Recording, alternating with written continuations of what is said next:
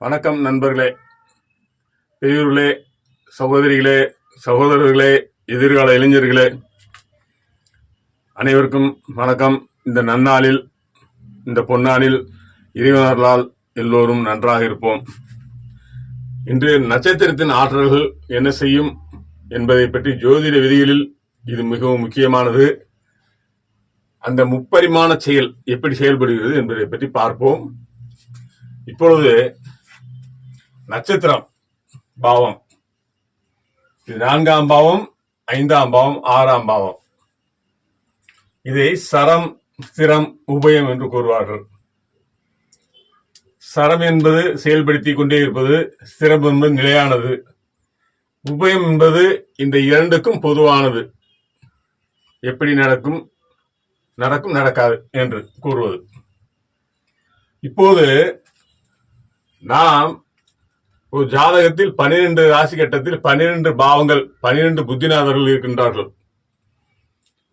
அந்த 12 புத்திநாதர்களும் நமக்கு அது நின்ற நட்சத்திரம், உபநட்சத்திரத்தை பொறுத்து நீங்கள் பிறக்கும் போது எந்த நிலையில் உள்ளதோ அதுவே நமக்கு விதியாக அமைகிறது. அந்த பாவங்கள் எந்த 12 ராசிகளில் 12 பாவங்களில் எந்தெந்த பாவங்களில் புத்திநாதர்களாக வருகின்றார்களோ அது இன்று நட்சத்திரம் அதே எந்தெந்த பாவங்களுக்கு புத்திநாதனார்களாக வருகின்றார்களோ அதை பொறுத்து உபநட்சத்திரம் சாதகமா பாதகமா என்பதை நம்மளுக்கு விதி என்ற நூல் சொல்லப்பட்டுள்ளது. இந்த பிறக்கும் போது உள்ள கிரகம் நின்ற நட்சத்திரம் உபநட்சத்திரம். அதுவே அந்த நட்சத்திரம் என்பது செயல்படும் பாவம் நட்சத்திரம். இப்பொழுது இந்த 5ஆம் பாவம் செயல்படும் போது 4ஆம் பாவத்தை விருத்தி செய்யும். அதே நேரம் இந்த 6ஆம் பாவம் 5ஆம் பாவத்தை விருத்தி செய்யும். ஆனால் 6ஆம் பாவத்தை 5ஆம் பாவம் தடுக்கும். இதுதான் நண்பர்கள் கோட்பாடு. ஏனென்றால் ஒரு பாவம் செயல்படும் போது அந்த பாவம் உங்களுக்கு பிந்தைய பாவத்தை இது விருத்தி செய்யும், முந்தைய பாவத்தை இது தடுக்கும். இது ஒரு கோட்பாடு. இதைத்தான் சரம், ஸ்திரம், உபயம் என்று கூறுகின்றோம். நட்சத்திர ஆற்றல்கள் என்று சொல்லப்படுகிறது.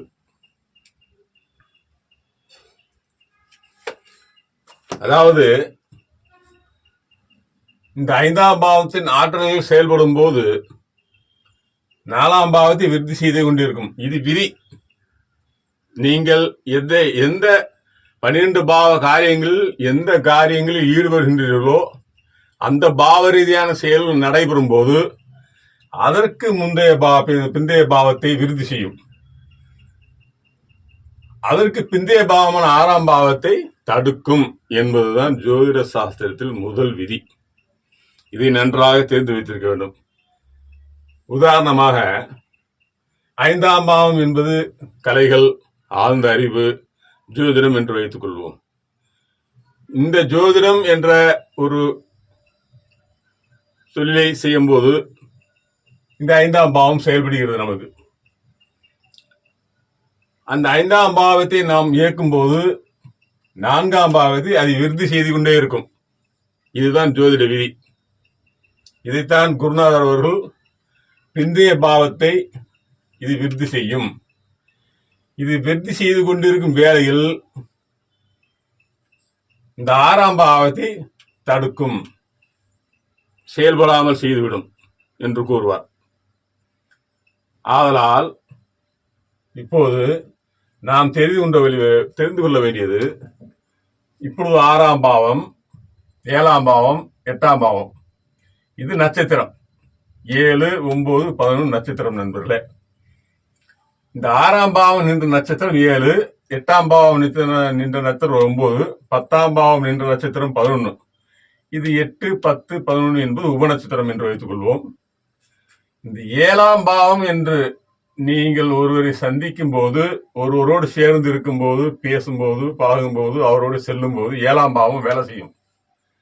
இந்த 7ஆம் பாவம் சிரமமாக வேலை செய்யும் என்பது ஜோதிட விதி. இது நட்சத்திர பாவம், சம்பவம் என்று சொல்வார்கள். இது நிகழ்வை நடத்தி தரக்கூடியது. நட்சத்திரம் என்பது ஒரு நிகழ்வை நடத்தி தரக்கூடியது நட்சத்திரம். இந்த நிகழ்வை நடத்தும் போது இந்த 6ஆம் பாவத்தை இது விருத்தி செய்து கொண்டே இருக்கும். அதே நேரத்தில் இந்த 8ஆம் பாவத்தை இது மறுக்கும். இதுதான் ஜோதிட விதி. அதே போன்று 9ஆம் பாவத்தை நீங்க செயல்படும் போது 8ஆம் பாவத்தை விருத்தி செய்யும், 10ஆம் பாவத்தை தடுத்துவிடும், செயல்படாமல் செய்துவிடும். நீங்கள் எப்பொழுதெல்லாம் கோயிலுக்கு போகின்றீர்களோ, எப்பொழுதெல்லாம் ஆன்மீகத்தை பற்றி அதிகமாக பேசுகின்றீர்களோ, எப்பொழுதெல்லாம் நீங்கள் நீண்ட தூர பயணம் செல்கின்றீர்களோ, அந்த பயணம் என்பது 3, 9ஆம் பாவம். இப்படி போகும்போது, நீங்கள் கோயிலுக்கு போகும்போது ஒரு இடத்துல உட்கார்ந்து ஆன்மீகத்தை பேசிக்கொண்டே இருந்தீர்கள், இந்த 9ஆம் பாவம் இயங்கும் நண்பர்களே. அப்போது இந்த 8ஆம் பாவத்தை விருத்தி செய்யும். அந்த இடத்தில் இந்த 10ஆம் பாவம் என்ற இந்த பாவத்தை உங்களுக்கு சக்தியை இழக்க செய்யும். இந்த 9ஆம் பாவம்.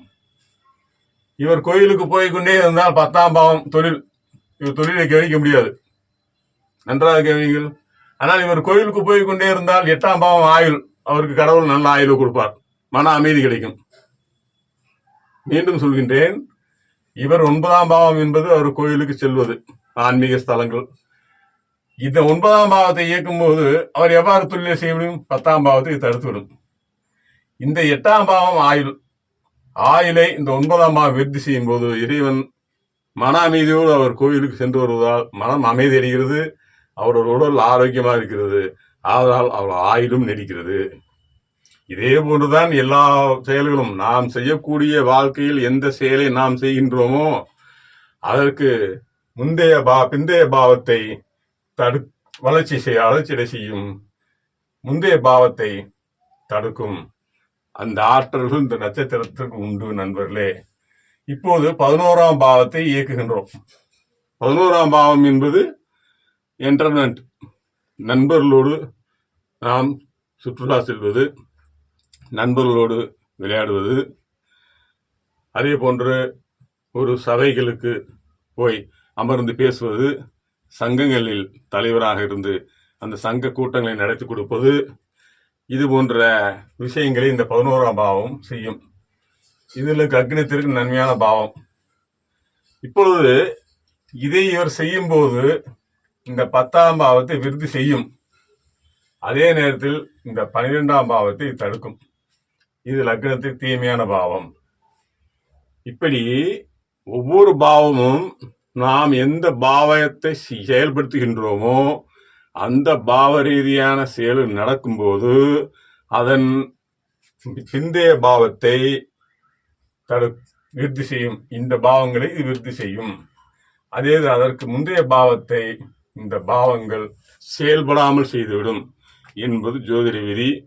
இதை நாம் பயன்படுத்தும் போது, ஜோதிடம் பார்க்கும்போது அந்த பாவ செயல்கள் என்று அவர்கள் எந்த பாவத்தின் செயல்கள் காரணமாக கேள்வி கேட்கின்றார்களோ அந்த பாவ ரீதியான செயல்கள் நடக்கும்போது அதன் பாவ ரீதியான செயல்களின் போது அதற்கு பிந்தைய பாவம் தடுக்கும், முந்தைய பாவத்தை விருத்தி செய்யும், முந்தைய பாவத்தை தடுக்கும் என்ற விதியை நாம் கோட்பாட்டை ஞாபகத்தில் வைத்துக் கொள்ள வேண்டும். இப்போது ஒவ்வொரு 3 நட்சத்திரத்திற்கும் ஒரு கிரகம் நட்சத்திரத்தின் ஆற்றல்களை வாங்கி அது கிரகங்கள் சந்திரனுக்கு கொடுத்து அந்த சந்திரன் தசாபுத்தி வாயிலாக நமக்கு பலன்களை வழங்குகின்றார் என்று நாம் கூறினேன் சென்ற பதிவில். இப்போ அதையே திரும்பவும் சொல்லுகின்றேன். இப்போது ஒரு மேச லக்னம் என்று வைத்துக் கொள்வோம். இந்த லக்னத்தில் பரணி என்ற நட்சத்திரம் உள்ளது, பூரம் பூராடம் என்ற நட்சத்திரம் உள்ளது. இந்த பரணி பூரம் பூராடம் என்பது சுக்கிரன் கிரகம், சுக்கிரன். இந்த நட்சத்திர ஆற்றல்களை பெற்று இந்த சுக்கிரன் என்ற கிரகம் நமக்கு நன்மையோ தீமையோ செய்யும். அது அவர்கள் ஜாதகத்தில் எப்படி இருக்குதோ அதை பொறுத்து இருக்கிறது. அப்படி என்றால் உங்களுக்கு சுக்கிரன் என்ற கிரகம் இந்த நட்சத்திரத்தில் சுக்கிரன் என்ற கிரகம் உங்களுக்கு இப்பொழுது இந்த நட்சத்திரத்தில் சுக்கிரன் என்ற கிரகம் ஐந்தாம் பாவம் என்று வைத்துக் கொள்வோம். அப்படி என்றால் இந்த சுக்கிரன் ஐந்தாம் பாவம் செயல்கள் நட்சத்திரம். இது நட்சத்திரம் எப்பொழுதும் சம்பவம். இந்த ஐந்தாம் பாவ செயல்களை நாம் நடத்தும் போது லக்னத்திற்கு 1, 5, 9 பரணி பூரம் பூராடம் என்ற இந்த 1, 5, 9ஆம் பாவங்கள் சேர்ந்தே இயங்கும். இதுதான் ஜோதிடத்தில் முக்கியமான பங்கு வகிக்கிறது. ஒருவருக்கு சனி என்ற கிரகம் சுக்கிரன் நட்சத்திரத்தில் உள்ளது. உபநட்சத்திரம் சூரியனின் உபநட்சத்திரத்தில் உள்ளது. இப்பொழுது இவருக்கு சனி தசை நடக்கிறது. இந்த சனி தசை இவருக்கு நடக்கும்போது இது நின்ற நட்சத்திரம் 5ஆம் பாவத்தை காட்டுகிறது. இது லக்னம் என்று வைத்துக் கொள்வோம். சனி 1ஆம் பாவ புத்திநாதன் லக்னம் என்று வைத்துக் கொள்வோம். இந்த லக்ன புத்திநாதன் சனி சுக்கிரனுடைய நட்சத்திரத்தில் இருந்து அந்த சுக்கிரன் 5ஆம் பாவ புத்திநாதனாகி அந்த 5ஆம் பாவ புத்திநாதன் இங்கே 6ஆம் பாவம் சூரியனுடைய 6ஆம் பாவம் புத்திநாதனாக வருகிறது. இப்போது இந்த திசை நடக்கும்போது சம்பவம் என்பது நட்சத்திரம் என்று ஏற்கனவே கூறியுள்ளேன். இதுதான் சம்பவம்.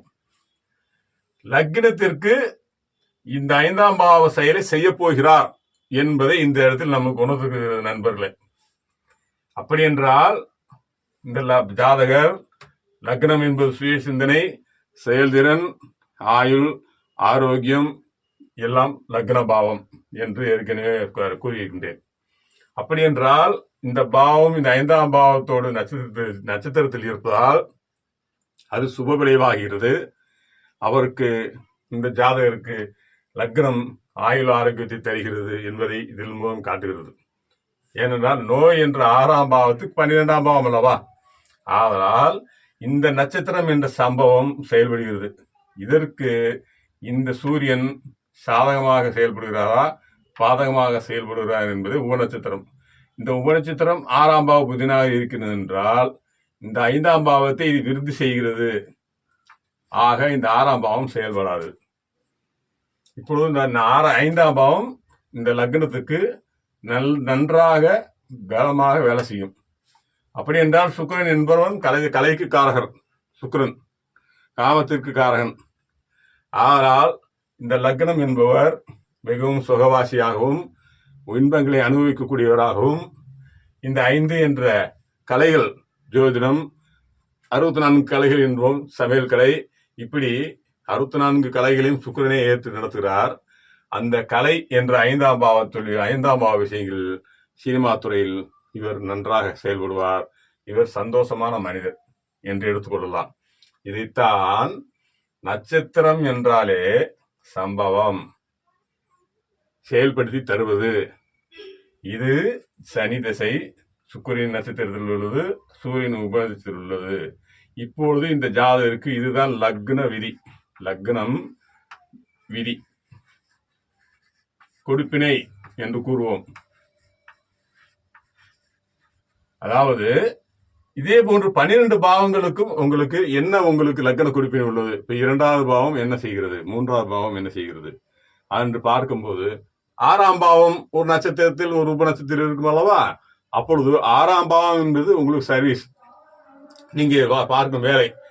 அப்படி என்றால் இந்த சர்வீஸ் வேலை என்பது உங்களுக்கு சாதகமாக உள்ளதா, நீங்கள் பிறரிடம் சென்று வேலை செய்வதற்கு அது அரசாங்க வேலையா அல்லது தனியார் வேலையா அல்லது நீங்கள் சுயமாக தொழில் செய்வீர்களா, நீங்கள் வேலைக்கு போக முடியுமா போக முடியாதா, அந்த திசை அந்த விதி எப்படி இருக்கிறது, அந்த திசை உங்களுக்கு நடக்கின்றதா, அந்த திசை எப்பொழுது வரும் என்று ஆய்வு செய்வதே ஜோதிட அமைப்பு.